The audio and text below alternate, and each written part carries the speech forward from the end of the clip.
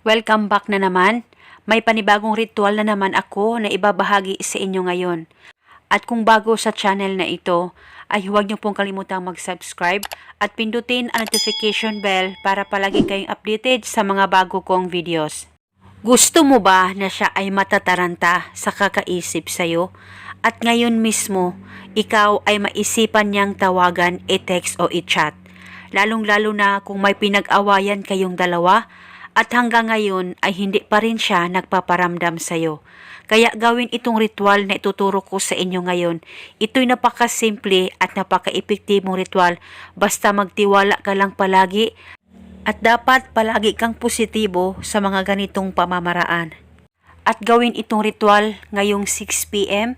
o 6 a.m. ng umaga at kahit lagpas na po ng 6 a.m. o 6 p.m. ay pwede mo pa rin gawin ang ritual na ito. Una, dapat ikaw lamang mag-isa at dapat walang nakakaalam kung gagawa ka ng ritual.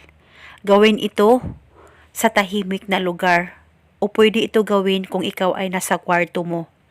At pagkatapos, umupo ka lang saglit, ipikit ang mga mata mo, mag-focus at mag-concentrate ka at banggitin mo lamang ang mga salitang ito.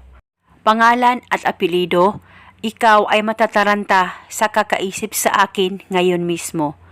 Banggitin mo lamang ito ng paulit-ulit. At kung magawa mo ito ngayong 6 p.m., pwede mong ulitin ito kinabukasan ng 6 a.m.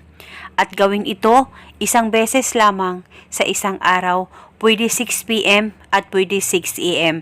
Depende na po sa inyo kung kailan may time po kayo. Basta gawin ito na buo ang loob at tiwala mo. Gawin ito hanggang kailan mo gusto at paniguradong siya ay matataranta sa kakaisip sa'yo. At kung kayo ay may katanungan, mag-comment lang po kayo sa baba. Maraming salamat po sa panonood. May God bless us all.